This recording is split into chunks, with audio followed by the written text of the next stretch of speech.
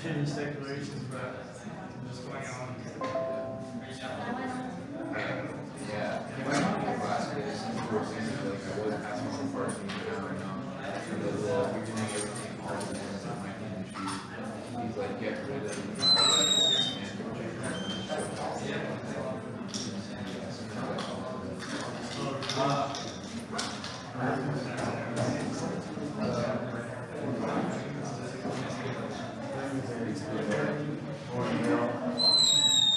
Did he come to class or is that here? He self-taught,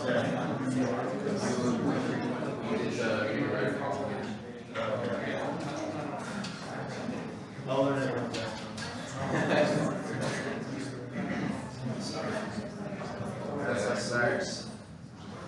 The solution he said it doesn't make sense. He doesn't have sex?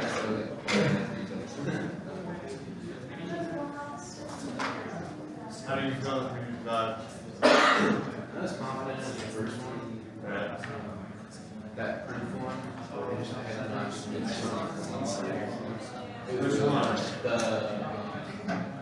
mine was like you have a turn machine and you have a turn machine. Wait, do offline. we have to prove? Because I thought we could just say like we proved in class that two tape turn machines are just as strong as single tape turn machines. That's what I thought, but he had said like it's really easy, so he wants a strong proof. So like I put more than that. I said that. Well, we've already shown in class that adding another tape doesn't improve the effectiveness of turn machine. But then I said like well, and the way the turn machine replicated is limited in memory. This offline tape, we can just shift over to the left until we find a bunch of empty space and have that be our own. That's what I said. So, yeah, not I'm showing how it is. I think Dylan's an easy racer. You know, he tries not to fuck people.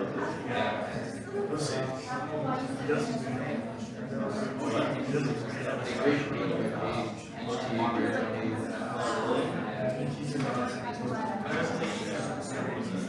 Well,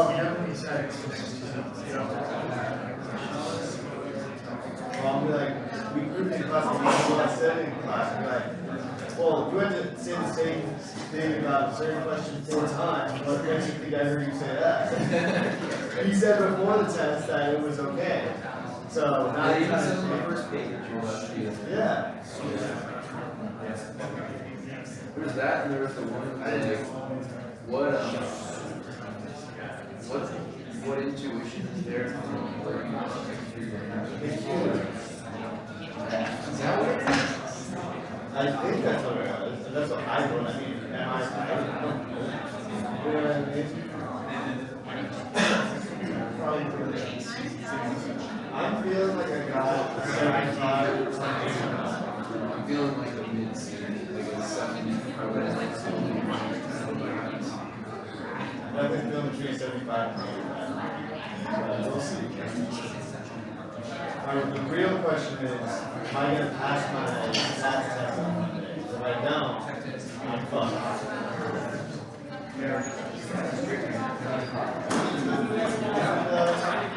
I initiated it because I tested my input for the test. But unfortunately, I got back here on the first test, so I don't have the second test for losers.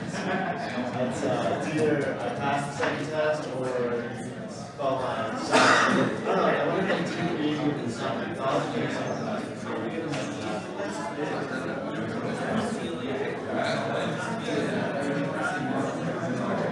I don't even care if I get So today we have a lot of ground to cover. So let's start early. So this was the reader writer code that we were looking at last time. We didn't finish discussing. So this is a very interesting code. It's an interesting solution to the reader's writer's problem because it has all the properties. It doesn't have writer's termination. It doesn't have reader's termination. But it uses a technique called passing of the predetermination. So So how is it passing on the critical section? So let's look at this. So let's assume that a writer is in scratchpad and there are 10 readers that are coming in and trying to enter the scratchpad. So they should be blocked. Right? So if you look at the writer entry code, notice that the writer only looks for the reader count and the writer count, which means the readers and the readers or writers are in scratchpad or not. It doesn't look for the waiting readers, it doesn't look for the waiting writers. Doesn't have to. In the previous solution we saw that if it doesn't look for waiting writers, doesn't look for waiting readers, there is a problem, right? That the mutual exclusion is not there. But in this solution you don't need to. And why you don't need to, we'll talk about it a little bit later. So let's say a writer comes in and there is no reader in the scratchpad, no writer in the scratchpad, so it bypasses this if condition, increments write count, enters the scratchpad. Right? The write count is 1. So now let's say 10 readers are trying to enter the scratchpad. So what happens if 10 readers are trying to enter? So one by one they will do p-mutex, then they will increment read count. Read wait count is always 0. Nobody is waiting because there are no. Let's take a step back. So writer count is 1. Right? So the first reader does p-mutex, his writer count is 1. The if condition is satisfied. If the if condition is satisfied, write wait count becomes 1, and then it releases the critical section and it waits in p-read sem. So this was the same as before. Right? So all the 10 readers are now waiting at p-read sem, and read wait count is 10. So that was same before. Now let's say the last writer, the writer that was in scratchpad ends. What happens? So if the writer that is in scratchpad ends, it decrements write count, and then it again gives preference to readers because it checks if read wait count is greater than 0 first. So it gives preference to readers, but note that in the previous solution we used a for loop and did we read sem however many times are needed to get all the waiting readers into the scratchpad. But this one is different. This one only does read sem once. So how does it work? If there are 10 readers waiting and just doing read sem once, how will it work? Now notice that it not only does read sem once, it doesn't do vmutex. Right? The writer doesn't do vmutex. So if the writer doesn't do vmutex, then what is the value of mutex after the writer exits?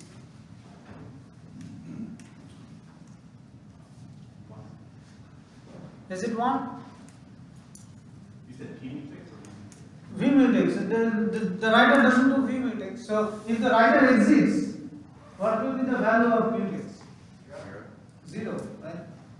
So the writer leaves the critical section, but no other process can get into the critical section because mutex is 0.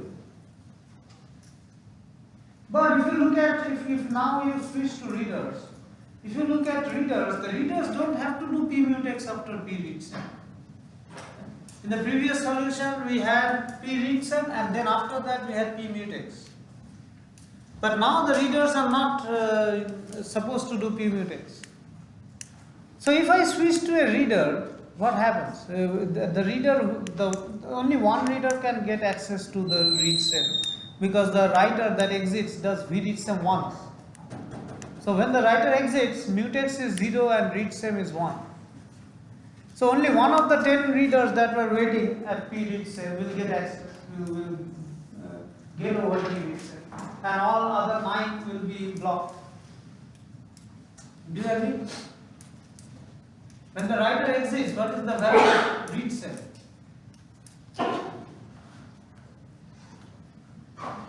We have agreed that the value of mutex is 0 because nobody does vmutex. What will be the value of read sem? 1, right? Because it does read sem once. So if it does read sem once, how many readers will be unblocked? Only 1 will be unblocked. Now when this first reader gets unblocked, what is the value of mutex? Still 0, right? It's still 0. Can any other reader or any other writer update RWC? let's say the 11th reader comes. So the nine readers were stuck at P read sim, right? And one reader was unblocked at P read sim. So there were 10 readers. Now let's say a second batch comes in, second batch of readers. And let's say the 11th reader tries to get access to Scratchpad. Where will it be blocked? pmutex, right? So it will be blocked at pmutex. Even if a writer wants to enter, that writer will also be blocked at pmutex. Right? Because writer entry does pmutex first. So what is happening here? Only one reader can reduce read wait count. So that means that it's as if the reader is in critical section. The reader which got access to read sim, which got unblocked at P read sim. It's as if that reader has the critical section. Nobody else can update read wait count, nobody else can update read count. No writer, no reader. So in effect, what happened? The writer that exited passed the critical section to the first reader.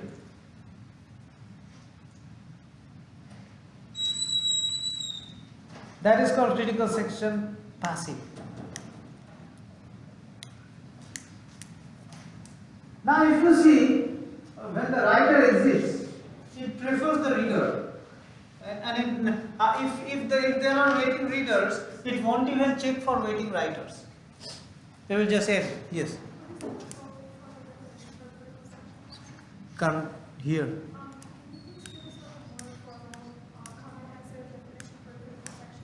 There is no formal comprehensive definition for critical section passing. It's just a phenomena that is happening here. So what is happening here is that the writer, when he exits, it does not do vmutex. Right? So mutex is still 0. And all the 9 readers that are waiting at P read sim, one of them gets access. The 10 readers, one of them gets access. And the one reader that gets access, only that reader can update the read wait count and read count. No other processes can do any updates to read wait count and read count. So that means that this reader who got access to P read sim, or which was unblocked at P read sim, that has the critical section now, right? But it didn't do pmutex. That reader didn't do pmutex. The writer did pmutex, right? So the writer got access to the critical section. The reader did not do pmutex to get access to the critical section. What happened was the writer passed the critical section to the reader. So typically what happens, when you get access to critical section, what do? You have to do pmutex and then get access to critical section. But this 10th reader did not do pmutex but still got access to critical section. How did it get access to critical section? The writer that exited passed it. Passed the critical section to the reader.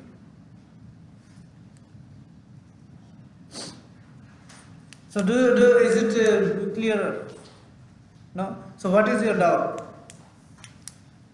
What point you didn't understand? Just to clarify, so like the reader, like in the middle of the critical section, can pass the execution of the critical section to another. So it is not really, you can say that, yeah, you can say that. You can say that it is passing the critical section, the execution of the critical section to the reader. That you can say also.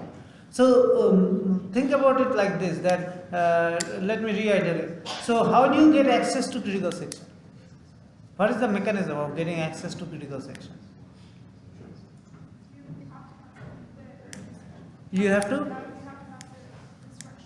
The entry code, right? So typically when we use semaphores, what was the solution using semaphores? What was the solution that we talked about when we are talking about critical section? Critical section mutual exclusion solution using semaphores. You just do pmutex, right? That is the only solution we talked about. So that means we are saying that if you want to get access to critical section, you have to do pmutex. That is the solution we talked about. But in here, what is happening? So if we say that the reader has critical section access, then the reader has to do p-mutex. Now we are saying that these 10 readers that were waiting at p-read sem, did any of them do p-mutex? None of them did p-mutex. I mean, all of them did p-mutex, but then they did v-mutex as well. Right? So they didn't do an extra p-mutex to get access to critical section. But now if the writer that was in Scratchpad exits, the writer does p-mutex, right? The writer does p-mutex, so mutex becomes 0. Now when the writer exits, that writer never did v-mutex. If you look at the code, writer exit code, if you look at writer exit code, read wait count was greater than 0. So that's why it just did v read sem and it didn't do v-mutex. Right? It didn't do v-mutex. So now if you stop at here and try to analyze, if you stop here and try to analyze, so how will you analyze? So now there are 10 readers that are waiting at p read sem. The writer that exited did v read sem once, right? Now can we ask a series of questions? So let's ask a series of questions. Now what happens when another writer comes in? Let's say a new writer tries to enter the Scratchpad. What will happen? It'll get blocked at p-mutex. It gets blocked at p-mutex. Right? Now let's say an 11th reader comes in and tries to enter Scratchpad. What will happen? Blocked at p-mutex. No reader, no writer can enter. So as if somebody has hold of the critical section. Somebody who we don't know yet. Right? But nobody did p-mutex. Nobody did p-mutex, but somebody has hold of the critical section. The writer which did p-mutex, it exited. So no process among the mix did p-mutex. But still there is the critical section, somebody has hold of the critical section. Who has hold of the critical section? Who can have hold of the critical section? Pardon? I can't hear.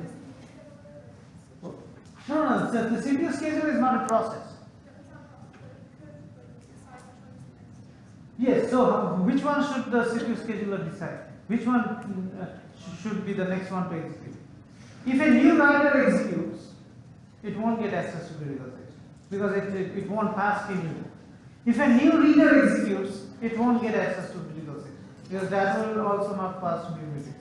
Now, if one of the waiting readers in p-read sem, if that executes, what happens? They will execute p-read sem, right? So let's say one of the reader executes p-read sem. What is the value of read sem? 1. So read sem value is 1. So one of the reader will execute p-read sem and get unblocked, right? So it gets unblocked and it tries to reduce read wait count. So if the one reader that does p-read sem gets access, can any other reader get access? No other reader can get access. No new writer can get access because still nobody did v-mutex, right? No other writer can get access, no other reader can get access. So as if the reader that did p-read sem finds itself in the critical section.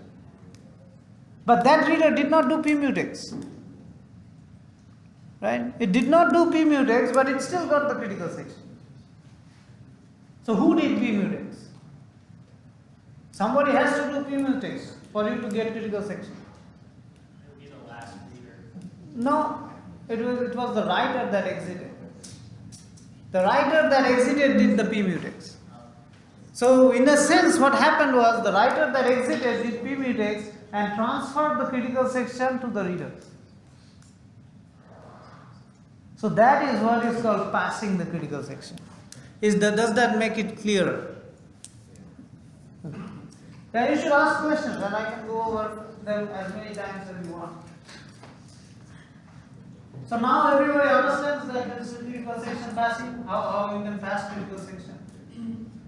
Now there is one very important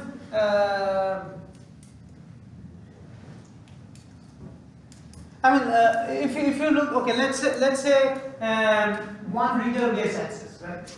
So there is no writer now, one reader gets access. So how do we ensure that all the readers get access to the scratchpad? Because that is one of the conditions. That if one reader gets access to the scratchpad, all the waiting readers should get access to the scratchpad. That is one of the conditions in reader side. So how do we ensure that? So let's say the first reader among the 10 that were waiting, one of them gets access to p read cell, so it finds itself in the critical section, decrements read wait count, increments read count, and then comes here. What is the value of read wait count? One reader came here. So what is the value of read wait count now? No. Remember initially read wait count was 10. So now it's 9. So read wait count is greater than 0. So if read wait count is greater than 0, what does this reader do? This reader does read cell and then exits. Not exit, goes into the scratchpad. It doesn't do mutex. Still mutex is 0. So next, who can execute? Can a new writer execute? No, gets blocked at p mutex. Can a new reader execute? No, gets blocked at p mutex. So who can execute? One of the 9 readers that were waiting at p read cell. One of the 9 readers. So that reader gets executed, gets access to p read cell, let's say. So now it finds itself in the critical section. Right? So what is happening here is that the first reader that goes into the scratchpad never does vmutex. It simply passes the critical section to the next reader. And this will keep on happening until the read wait count is 0. So the 10th reader will pass the critical section to the 9th, the 9th will pass to the 8th, 8th will pass to 7th, and so on until all the waiting readers have gotten access to scratchpad. So what is in essence what is happening is that if there is a writer in the scratchpad, that writer when it ends hands the critical section to the reader, the 10th reader. The 10th reader hands the critical section to the 9th. The 9th hands the critical section to the 8th, and so on. So this occurs in a cascading way, in a cascading manner. So that is the critical section passing solution. Now we will stop here with all the analysis of the algorithm. You can go and try to analyze this algorithm for other cases. For example, what if there are multiple writers? There are a lot of readers in the scratchpad. Who guarantees that one writer will get access? So the reader has to pass the critical section to a writer. Right? So those kind of analysis you can do on the algorithm. We won't do it in class. So if you are comfortable with what we have discussed so far, we will move on to the next problem. Are you comfortable with this algorithm, just the case that we have discussed? The other cases you have to figure out. If you can't figure out, we will discuss later. So let's move on to another problem, Dining Philosopher's problem. So what is this problem? This is another one of those classic process synchronization problems. So you have say a circular table, right? And there are 5 philosophers. What do these philosophers do? These philosophers eat and think, and then eat again. Right? So they eat, think, and just sit on the round table. Now the thing is, if they cannot eat, they cannot think. Right? So if you don't allow the philosophers to eat, the philosophers can't think. Now there are 5 bowls with rice and some other thing, veggies, chicken, something like that. So there are 5 bowls for 5 corresponding philosophers. Right? Now these philosophers have to eat with chopsticks. Right? Now there is a weird problem. The problem is there are 5 bowls and 5 chopsticks. But a philosopher needs 2 chopsticks to eat, right? The right and the left.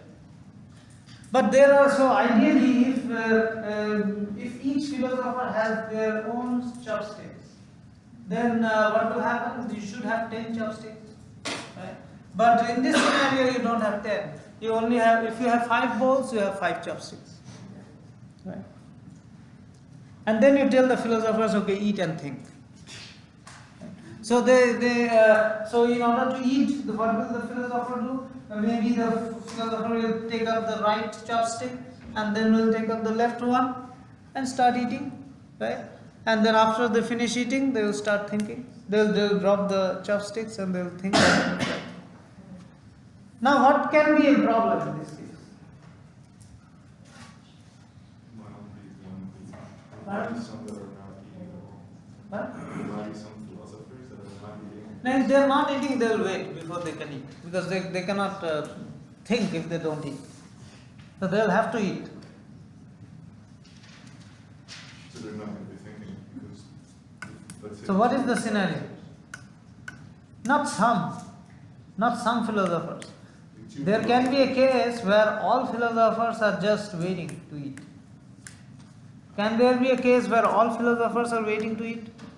How? It's like the train Yeah. situation. So explain in this context how can all philosophers just wait? They all have a chopstick. If they are All have one chopstick. how? So I told that one philosopher, in order to eat, first picks up the right and then the left and eats, right? If they all pick up the right one, there's no left to pick. Because- Yes. So you are saying something? So how they could all be waiting is if you need 2 chopsticks for the philosophers who don't eat.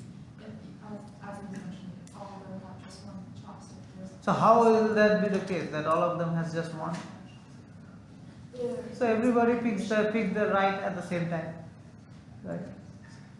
If all the philosophers pick the right chopstick at the same time, nobody has the left. So everybody holds their right chopsticks and just waits. They don't eat, they don't think. Right? So we cannot have such a situation. Yes. Yeah. Do they eat and think at the same time? No, they cannot eat and think. If they eat, they cannot think. So they need to eat and wait a time and then think. Yeah, they need to eat first, then eating is done, then they can think.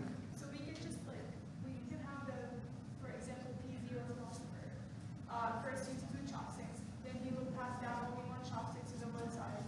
And then that happens, that needs to happen really fast so that they all have a chance to eat. Okay, so what she is saying is that, okay, what can we do is that, okay, we can say, okay, philosopher 0, you eat first, then you pass the chopstick to philosopher 1, and while philosopher 1 is eating, you think, right? And then philosopher 1 passes it to 2 and so on. But that enforces a order. So that means it is equivalent to saying that you cannot think anytime you want. There is only specific times that you can think. That is not good. Wait, I have a point of inquiry. Is that diagram the number of bowls of the philosophers working from? Yes, 5. So I'm confused if there's 2 philosophers and there's 5 bowls and there's 4 No, there are as many philosophers as many bowls. Oh, there's not a limit. You cannot have more bowls than philosophers. Okay. So if there are n philosophers, there will be n bowls, and there will be n chopsticks. That's the problem. If there are 2 n chopsticks, we are done. We don't have a problem. Right? But there are n chopsticks. Even if there are n plus 1, we won't have a problem. But what's the solution that she is saying is that you are forcing people to think at particular times. Right? So that is not good because you cannot force people to think at particular times. So they can think whenever they want, they can eat whenever they want. So you cannot enforce order. So they just need to signal. Yes, they need to signal. That's good. So we have to find a way using semaphores. We have to write some code for the philosophers so that they can signal the other philosopher in some ways. Right? So let's see how we can do that using semaphores.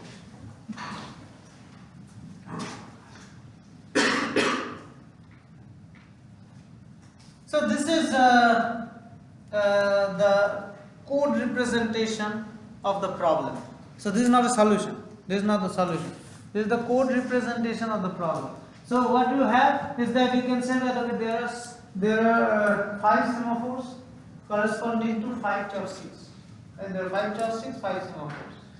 So philosopher I, which is any philosopher, what it does is that it in a loop it does that. So it first thinks, and then it does PCHI and then PCHI plus 1 mod 5. Okay? So which means PCHI is the right chopstick, and then the left chopstick is PCHI plus 1 mod 5. If you think about that, like I plus 1 is the next one, but then it's a round table. So if it's a round table, then you'll go 0, 1, 2, 3, 4, and then again back to 1, again back to 0, right? So then you'll have to have mod 5. So CHI is the right one and CHI plus 1, mod 5 is the left one. So this code is saying that, okay, this is the normal operation of the philosopher. Right? So you pick up the right one, then the left one, then you eat, and then you drop both. Right? Drop the right one and drop the left one. So if we have just this kind of code, we will have that problem that maybe all of them pick up the right one at the same time, and there is no eating. So no eating means no thinking. So this is a situation, this is a classic deadlock situation. Deadlocks we'll talk about after we talk about memory management. So, but we have to solve this. So how do we solve this?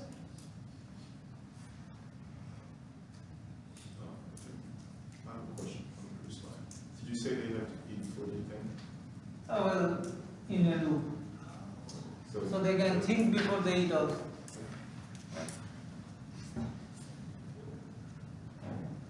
So now what are the possible solutions? One thing is don't have a round table, just have a rectangular table. Right? So then what happens if you don't have a round table? It means that the philosopher 5 is not dependent upon philosopher 0. So if you don't have a round table, that means you have to have n plus 1 chopsticks. If you have n plus 1 chopsticks, no problem. It won't be a problem. But that is not the case, we cannot have that. The other solution is what she was saying, that okay, have specific times for philosophers. But then the problem is, you can tell people to eat or think at specific times, and they might, although it is not rightful to do, but they will understand that I need to eat at specific time, think at specific time. But then how can you let processes understand? Processes don't have a mind. They cannot understand. So the thing is, you cannot restrict processes to execute at specific times. So that's why this kind of solution that you are telling, you are enforcing an order among philosophers is not good. It is a solution. It is a solution. So let's see what we can do. So what we can do is this, that if you think about the problem, why is the deadlock happening? The deadlock is happening because a philosopher takes the right chopstick, and until and unless that philosopher gets the left one, that philosopher holds the right chopstick. It holds and waits for the left one. If the philosopher would have just dropped the right one, no problem. Right? The problem is that the philosopher holds and waits. So if we can stop this, if we can stop the philosopher from holding and waiting, then we will solve the problem. So instead of holding and waiting, what you can do is you can tell a philosopher, okay, you pick up the right chopstick. Now look for the left. If you don't see that if you don't see the left chopstick, you drop the right one and sleep for a random amount of time. You don't have to think, you don't have to eat, but just sleep for a random amount of time. Wake up, pick up your right chopstick, and again look for the left. If it is there, pick it up, eat. If not, then again drop the right chopstick and sleep. Right? Now let's say you have gotten access to both the chopsticks. So you can eat. Now when you are done eating, you drop the 2 chopsticks. But don't wake all philosophers up. You only wake up the philosopher to your right and the philosopher to your left. So if you only wake up philosopher to your right and philosopher to your left, they are not conflicting. Like, they are not competing for the same resource. Because the set of chopsticks that they are competing for are totally mutually exclusive. Because this philosopher is waiting for this one and that one, and this philosopher is waiting for this one and that one. So those are two separate mutually exclusive sets of chopsticks that the philosophers are competing for. So there won't be any conflict. Right? So it will solve the problem. So how are you solving? You can re-identity. First of all, hold and wait we have to negate. We have to stop holding and waiting. So which means that if you take the right chopstick and see that there is no left, you drop the right chopstick and you sleep.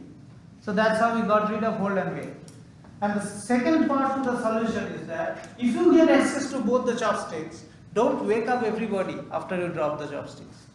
You just wake up the person to your right and the person to your left, because they are competing for mutually exclusive chopsticks.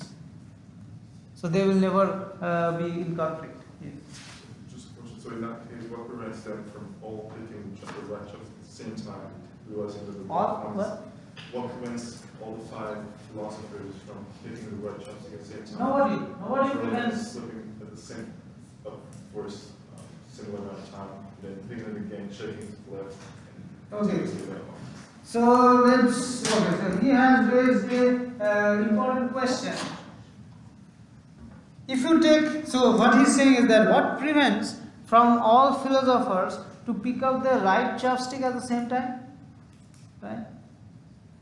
And see that okay, everybody has picked up the right chopstick, so nobody gets to eat. Then drop their right chopstick and sleep for exactly same amount of time. Right? What prevents that? So let's see this solution. This specific solution, if you see, it will solve your query. So let's see. So this is the code for the philosopher. So what we have done is that the chopstick semaphore that we had before, we have changed it. We have made it an array.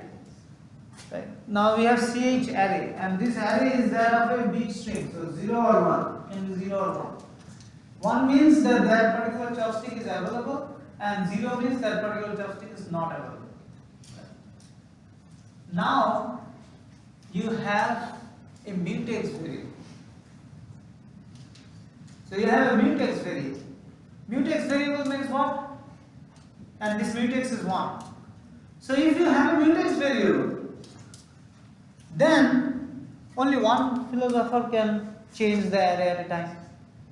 Right? So you kind of sense that this might solve your problem that you are asking. But let's go ahead. Let's not solve it as yet. So now what is happening? Okay, every philosopher first does p mutex. So if mutex is 1 and 5 philosophers do p mutex at the same time, how many will go through? Only one, right? Only one goes through. So if one goes through, that person checks for the right and the left. Right? So while CHI equals 0 or CHI plus 1 mod 5 equals 0. So that is what it is. It is busy waiting to see whether the chopstick is available or not. And until and unless this person, this philosopher is sure that it doesn't get access to both the chopsticks at the same time, it doesn't release V mutex. Right? So if all the chopsticks are available, it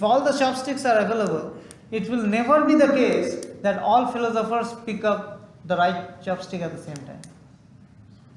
Because only one philosopher will get access to P mutex, and it won't release V mutex. It won't release mutex until it gets access to both. Right? So that was a legitimate concern that he raised, but that is solved by using this P mutex semaphore. So what is happening here? So P mutex, one philosopher goes in and it checks for the chopsticks. It checks for the chopsticks. So if the chopsticks are available, then it will break from the while, right? It won't go inside. and this entire V mutex, P sleep, P mutex, entire thing is inside the while, right? So it won't execute those P mutex, P sleep, V mutex, P sleep, P mutex. It won't execute if both the chopsticks are available. So if both the chopsticks are available, it will just bypass the while loop and it will do CHI equals 0, CHI plus 1 equals 0, which no, so that should be I plus 1 mod 5. This one should be I plus 1 mod 5. So CHI equals 0, CHI plus 1 mod 5 equals 0. So that means it gets access to all those chopsticks.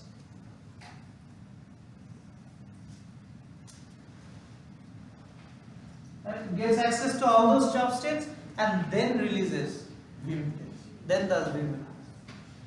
So now another philosopher can go. So this prevents multiple philosophers from coming in at the same time, picking up their right chopstick and dropping it, sleeping for the same time. Right? Now if chopsticks are not available, if both the chopsticks are not available at the same time, only one is available, what it does is that it goes inside this while loop and it releases the mutex and lets other philosophers go in. And in the meantime, what it does is that it just sleeps. And note that this sleep is not a random sleep instruction, it's a semaphore. So which means that this philosopher does not wake up randomly, somebody else has to wake it up. Right? So the philosopher which starts sleeping, the wake up key or wake up alarm is with another philosopher. Right? So it's not random sleep, it is synchronized sleep. So then what happens is that if this philosopher sleeps, then somebody has to wake up. Right? So what is the after eating? So if the philosopher has got access to both the chopsticks, after eating what does that philosopher do? What it does is that it again does P mutex and then it drops the chopsticks. So CHI it makes equals 1 and CHI plus 1 mod 5 it makes it equal to 1. So drops the chopstick and then wakes up the right and left. See, V sleep I plus 1 mod 5 and V sleep I plus 4 mod 5. So it wakes up the right, wakes up the left. So this is synchronous sleep and synchronous waking up. It's not random. So that's why there is no chance that it will happen that okay, all the philosophers will synchronously wake up, pick up the right hand chopstick, will not find the left one, drop the right hand chopstick, synchronously sleep and sleep for the exact same amount of time and again wake up. It won't happen. Because the sleep is not random, it is controlled by other philosophers. So do you understand the dining philosopher problem? Do you have any doubt? You might have to go home and look at the algorithm again and then come up with questions. Yes? You said that going to sleep is not random? Yes. The sleep is not random because see, sleep is controlled by semaphore. It's not random thread.sleep. What about waking up? Waking up is also controlled by other philosophers. V sleep. We are doing it using V sleep. So it's all controlled by the mutually controlled among the philosophers.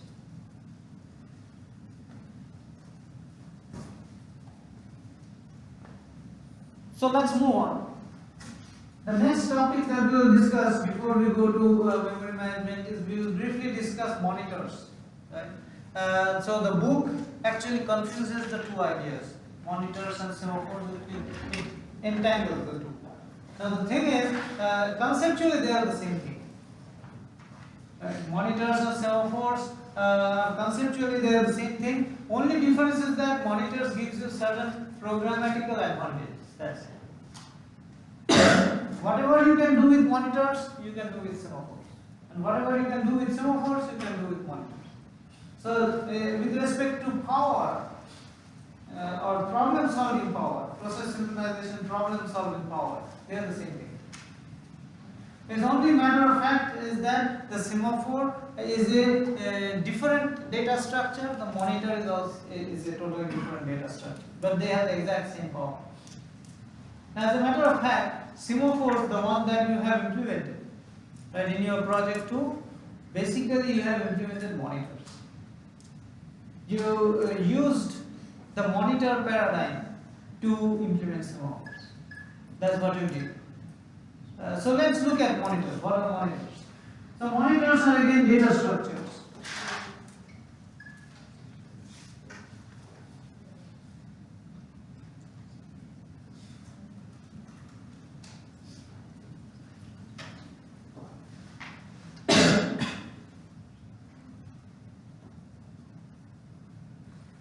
So this is the data structure. So what is a monitor data structure? It looks like this. Monitor M. It can have a data field, and in this data field you can have integers, strings, whatever you want, whatever variables you want, you can have. Then it has at least 2 functions, f1, f2.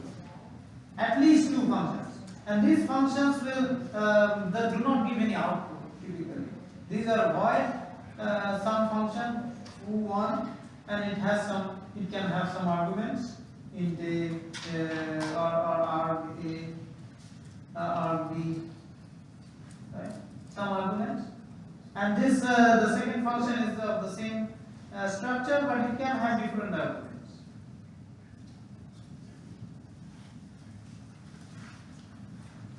It can have different arguments.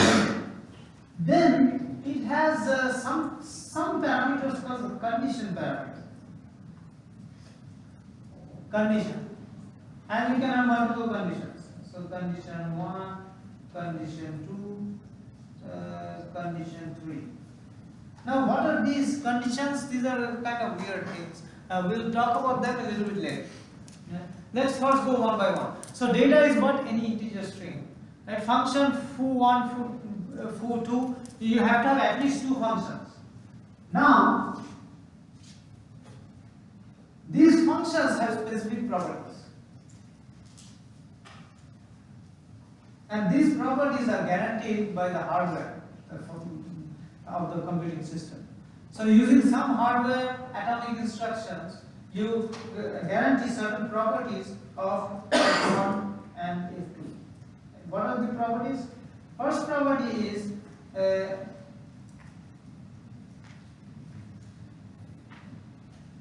process can only execute either f1 or f2 at a time. You cannot execute f1 and f2 at the same time. You cannot. Second is, if 2 threads share the same monitor, actually same monitor instance. So if 2 threads are sharing the same monitor instance, then the following hold. So thread 1 and thread 2 cannot execute f1 or f2 at the same time.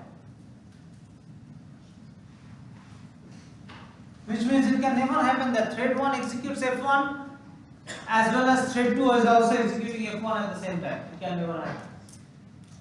Again, thread 1 executes f2 and thread 2 executes f2 at the same time. It can never happen.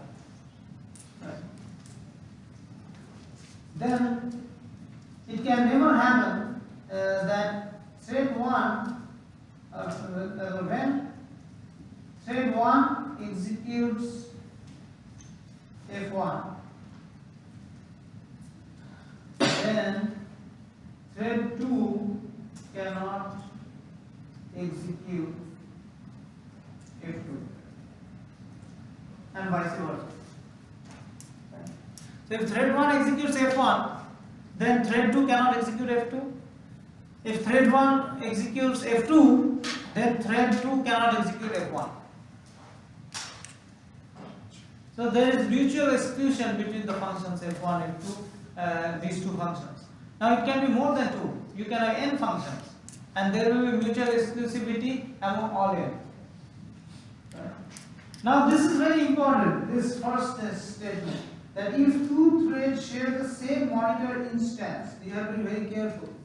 If two threads have to share the same monitor instance, not even type, the same monitor instance. So which means that if there are two threads, thread 1 and thread 2 of the same program, if there are two threads which has say declared two different instances of monitors, say M1 and M2, then thread 1 might as well execute M1.f1, thread 2 can execute M2.f1. They can do that. But thread 1 cannot execute M1.f1 if thread 2 is already executing M1.f1 or M1.f2. So if they share the same instance, then only these conditions hold. Right. So which means that if a particular thread is executing a function f1, then basically it has critical section. Right? No other thread can execute f1, no other thread can execute f2. So basically it has the critical section.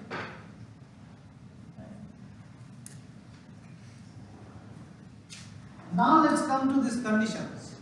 Now these conditions are pretty weird. These are not any integer, these are not any string. You cannot use it to add some values, you cannot use it to subtract.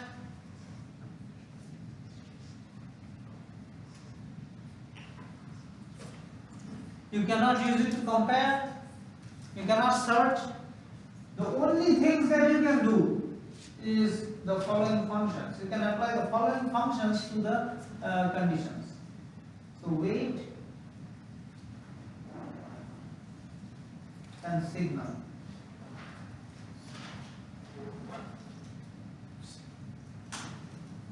You can only apply these two functions. So let's say you apply wait to condition 1. What happens? If you apply wait to condition 1, then any thread that calls this wait condition 1,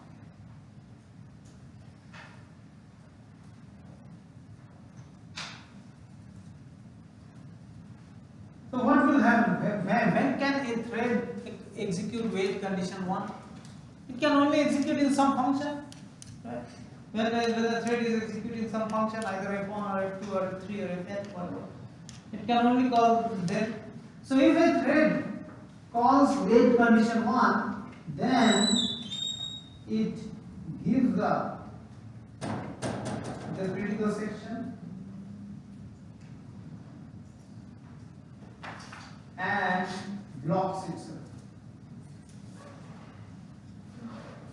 What does it mean by giving up critical section? It means that any other thread can now execute f1, f2, f3, or fn. If thread 1 was executing f1, any other thread wouldn't have been able to execute any of f1 to fn. But if a thread 1 calls wait on a particular condition, then it gives up the critical section, which means any other thread can now execute any function on that monitor. And it blocks itself, which means it stays there, blocks itself. Unless some other thread calls signal condition 1. So if some other thread calls signal condition 1, then what happens? It unblocks any thread, any one thread, right? Only one, not more. It unblocks any thread that did wait condition 1. So any thread that did wait condition 1, it was blocked, right? So if you call signal condition 1 once, then one of the threads that was waiting on condition 1 will be unblocked, and it will have the critical section. So that is monitors. Now your task is, whatever problem we solve using semaphores, solve them using monitors. We'll see an example next class, and then we'll move on to memory management.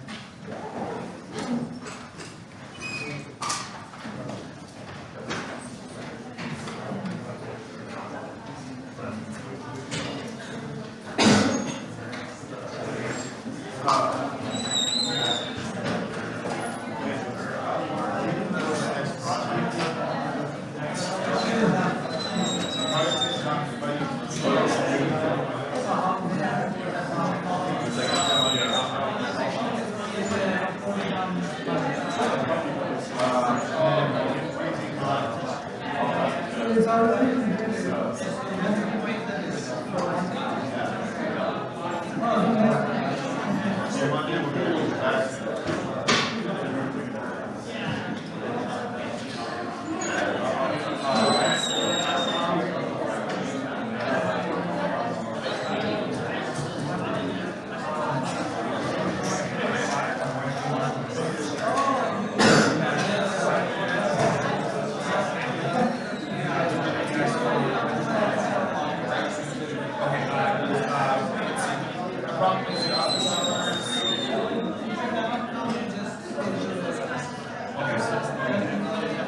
Okay, because I emailed you on Monday and I didn't hear back. No, that's fine. So, when can you come? Let's see, so Thursdays, alright, I don't have class all on Thursday. So Thursday you could come and take the. Okay. So, yeah, that's fine. So I will, it will probably all the tests will be graded by Monday. Okay, actually, you know what I could do? I could do it Tuesday, because I normally have 2 recitations on Tuesday, but I can make them up on Thursday.